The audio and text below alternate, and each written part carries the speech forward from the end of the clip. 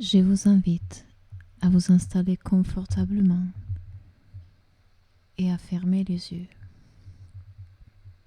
Vous pouvez choisir d'écouter le son de ma voix ou de ne pas l'entendre. Un peu comme lorsqu'on arrive enfin près d'une source d'eau pure après une longue marche dans le désert. Car je ne sais pas si vous savez que votre vessie est exactement comme un réservoir sacré qui aurait oublié sa fonction première, accueillir et relâcher en toute sérénité. Et d'ailleurs, certaines personnes se demandent souvent pourquoi mon corps me fait-il souffrir là, comme si elle avait oublié que chaque organe porte en lui la mémoire de nos émotions non exprimées. Et je ne sais pas quelle est la partie de vous qui pourrait écouter la partie de votre vessie qui cherche à vous parler depuis si longtemps. Ce que je sais, c'est que souvent, les jours de rétention comme les jours de relâchement ne savent pas pourquoi l'eau de nos émotions coule ainsi. Alors il est possible que votre attention soit aimantée vers cette guérison profonde qui vous attend, sans pour autant avoir besoin de forcer quoi que ce soit. Parce que la guérison, c'est un droit de naissance. Un corps sain, c'est un droit de naissance. Comme si maintenant et depuis toujours, votre corps savait comment retrouver son équilibre naturel. Un parfum de libération et en même temps de réconciliation avec l'eau de la vie.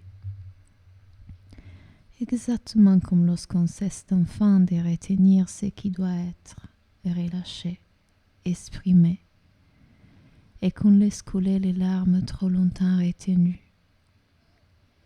Ou comme lorsqu'on s'autorise enfin à dire non, à poser ses limites, et qu'on sent un soulagement immense dans tout le bassin. Et je ne sais pas si vous avez remarqué que ceux qui ont des problèmes de vessie n'ont pas réalisé qu'ils avaient le droit d'exprimer leurs besoins. Car exprimer et presser ne s'écrivent peut-être pas pareil, mais ils sont liés plus qu'on le croit. C'est pourquoi votre inconscient va pouvoir découvrir dans mes histoires à quel point il est libérateur de guérir ses mémoires émotionnelles pour retrouver la paix dans votre bassin. J'aimerais commencer par vous raconter l'histoire d'une petite fille qui avait construit une cabane secrète dans les arbres. Cette cabane était son refuge, l'endroit où elle se sentait en sécurité pour pleurer, pour rire, pour être elle-même. Mais un jour, des enfants plus grands découvrent sa cabane et la détruisent. De ces jours, la petite fille ne se sentit plus en sécurité nulle part. Elle retenait les larmes, les rires, les émotions, de peur que les lui volent encore. Elle a appris à tout garder à l'intérieur, à ne rien laisser sortir. Des années plus tard, devenue adulte, elle souffrait de cystite à répétition. Son corps lui criait ce qu'elle n'arrivait pas à comprendre. Elle retenait tout, émotions, besoins, limites, comme si elle protégeait encore sa cabane intérieure. Un jour, elle décida de reconstruire une cabane, pas dans les arbres cette fois, mais dans son cœur.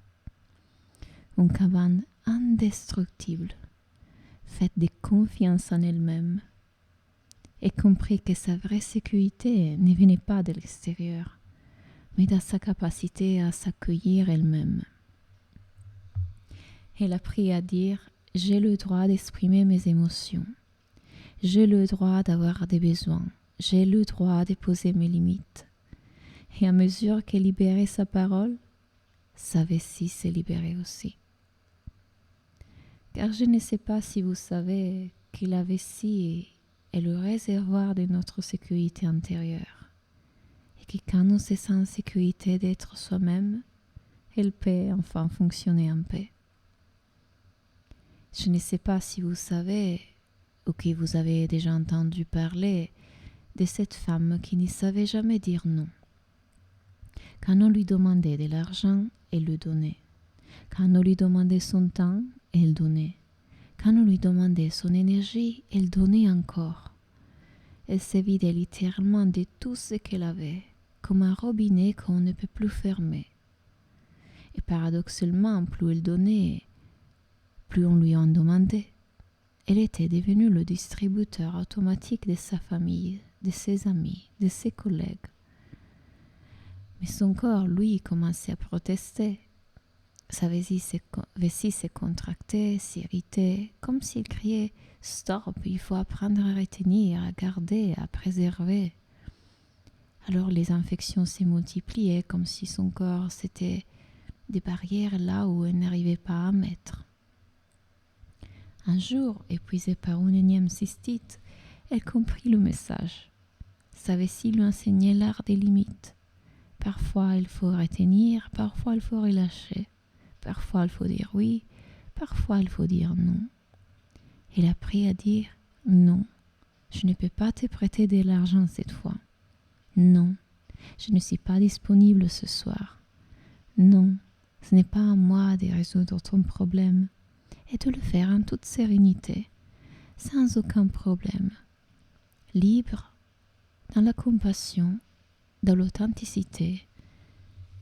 Il n'y avait pas de culpabilité et il n'y avait pas de peur d'être rejeté. Elle se sentait tout simplement bien. Et le miracle, plus elle posait ses limites clairement, plus sa vessie se détendait. Elle avait compris que sa vessie était son professeur des limites et que l'argent, comme l'énergie, devait circuler avec discernement. Et pour continuer, j'aimerais vous parler de cette jeune femme qui avait grandi avec un père très autoritaire. Il contrôlait tout. Ses sorties, ses amis, son argent de poche, même ses émotions. Ne pleure pas, ne te mets pas en colère, fais ce qu'on te dit sans discuter. Elle avait appris à retenir tout ce qui pourrait le déranger. Ses larmes, ses besoins, ses désirs, ses opinions. Elle était devenue experte dans l'art de la rétention émotionnelle. Devenue adulte, elle reproduisait ce schéma avec tous les hommes de sa vie. Elle retenait ses besoins, ses limites, ses émotions, de peur de les déranger. Et sa vessie, fidèle miroir de ses émotions, retenait elle aussi, s'irritait, elle s'infectait. Un jour, elle réalisa que sa vessie était devenue comme elle, incapable de lâcher prise, de faire confiance, de se détendre. Elle portait en elle la mémoire de ce père contrôlant, et sa vessie exprimait cette tension. Elle décida de réécrire sa relation au masculin. Elle s'adressa à son père intérieur et lui dit « Papa, j'ai le droit d'avoir des besoins. J'ai le droit de les exprimer. J'ai le droit de pleurer, de me mettre en colère, d'être moi-même. Et j'aimerais que tu m'accueilles dans ceci. » Et soudainement, elle sentit comme une énergie masculine s'adoucir et accueillir tout ça. Et à mesure qu'elle guérissait sa relation au père, sa vessie apprenait à faire confiance, à se détendre, à fonctionner naturellement.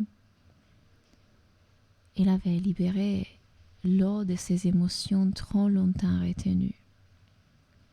Ce qui me fait penser à l'histoire de cet homme qui avait une mère très fusionnelle. Elle anticipait tous ses besoins avant même qu'il les exprime. Elle le nourrissait avant qu'il ait faim. Elle consolait avant qu'il pleure. Elle répondait à ses questions avant qu'il les pose. Il n'avait jamais appris à identifier ses propres besoins, à les nommer, à les exprimer. Il était devenu un adulte qui ne savait pas ce qu'il voulait vraiment, qui attendait que les autres devinent ses besoins comme sa mère le faisait. Sa vessie reflétait cette confusion. Elle ne savait plus quand elle était pleine, quand elle devait se vider, quand elle devait retenir. Les signaux étaient brouillés comme si elle attendait que quelqu'un d'autre lui dise quoi faire. Les infections se multipliaient comme si sa vessie protestait contre cette perte d'autonomie. Elle voulait retrouver sa fonction naturelle, sa capacité à sentir, à décider, à agir par elle-même.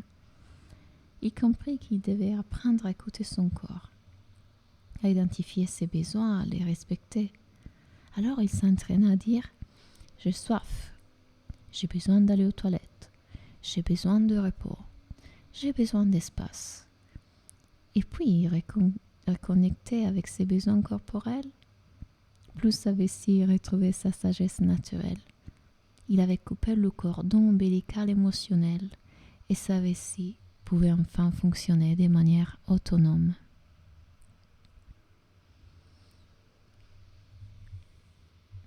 Et en parlant d'histoire, je ne sais pas si vous connaissez celle de cet homme qui avait appris dès l'enfance que les émotions étaient dangereuses. Les garçons ne pleurent pas. La colère fait mal. La peur, c'est de la faiblesse. Il était devenu expert dans l'art de refouler les émotions. Tristesse, colère, peur, rien n'était jamais exprimé. Et sa vessie était devenue le réservoir de toutes ces émotions non exprimées. Elle se contractait sous la pression, s'irritait, s'infectait. Chaque cystite, c'était un cri d'alarme. Laisse sortir ce qui doit sortir. Un jour, lors d'une crise particulièrement intense, il s'est mis à pleurer pour la première fois depuis des années. Et il laissa couler ses larmes, et quelque chose d'extraordinaire s'est produit. Sa vessie s'est détendue instantanément. Il comprit que ses larmes, son urine étaient liées, que retenir l'un affectait l'autre. Il apprit à accueillir ses émotions, à les laisser s'exprimer naturellement. Colère, tristesse, peur, joie, tout avait le droit d'exister. Sa vessie, libérée de cette pression émotionnelle, retrouva sa fonction naturelle.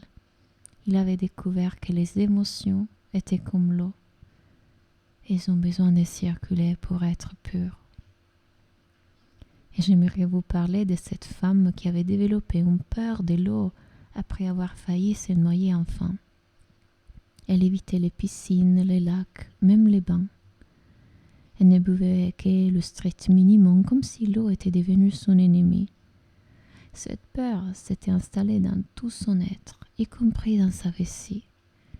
Elle fonctionnait en mode survie, retenant l'eau par peur, créant des infections par cette résistance constante. Un jour, elle décida de faire la paix avec l'eau et commença par des petits gestes, boire un verre d'eau en remerciant son corps, prendre des bains tièdes en respirant profondément, écouter les bruits de la pluie avec gratitude. Elle parla à l'eau comme à un ami. « Pardonne-moi d'avoir eu peur de toi. Je sais que tu es la vie, que tu es guérison, que tu es purification. Aide-moi à te faire confiance à nouveau. » Progressivement, sa relation à l'eau se transforma. Elle but davantage avec plaisir. Elle prit des bains relaxants. Elle nagea même dans une piscine pour la première fois depuis des décennies. Sa vessie, sentant cette réconciliation, s'est détendue complètement. Les infections disparues. Elle avait compris que l'eau était son allié, pas son ennemi, et que sa vessie était le temple sacré de cette alliance. Ma grand-mère me racontait souvent l'histoire de cette femme qui gardait tous ses sous dans un des bocaux cachés partout dans sa maison. Elle avait une peur panique de manquer d'argent. Alors elle thésaurisait, économisait, retenait chaque centime. Cette peur du manque s'était installée dans son corps aussi. Sa vessie fonctionnait comme des bocaux et retenait tout par peur de manquer. Elle buvait peu pour ne pas gaspiller en allant trop souvent aux toilettes. Les infections urinaires devenirent chroniques, comme si sa vessie protestait contre cette rétention excessive. Son corps lui enseignait une leçon sur la circulation. L'argent, comme l'urine, doivent circuler pour rester sain. Un jour, elle décida de faire un acte de foi. Elle vida un de ses bocaux et offrit cet argent à une œuvre de charité. Au lieu de se sentir appauvrie, elle ressentit une libération immense. Elle comprit que retenir par peur, c'était la stagnation. Que ce soit dans ses finances ou dans sa vessie, elle apprit à laisser circuler l'argent avec confiance, à faire confiance à l'abondance de la vie. Sa vessie, libérée de cette énergie de rétention, retrouva son flux naturel. Elle avait découvert que la générosité et la santé étaient liées, que donner et recevoir faisaient partie du même mouvement de vie. Je ne sais pas si vous savez ou si vous avez déjà entendu parler de cette thérapeute qui aidait les gens à nettoyer leur maison encombrée. Elle avait remarqué quelque chose d'étrange. Ceux qui gardent tout, qui ne jettent jamais rien, souffraient souvent de problèmes urinaires. Elle comprit que la maison extérieure reflétait la maison intérieure. Garder de vieux objets inutiles correspondait à garder des vieilles émotions toxiques. L'encombrement physique crée un encombrement énergétique. Elle proposa à ses clients un protocole spécial. Pour chaque objet jeté, exprimer une émotion retenue. Je jette cette vieille robe et je libère ma colère contre ma mère.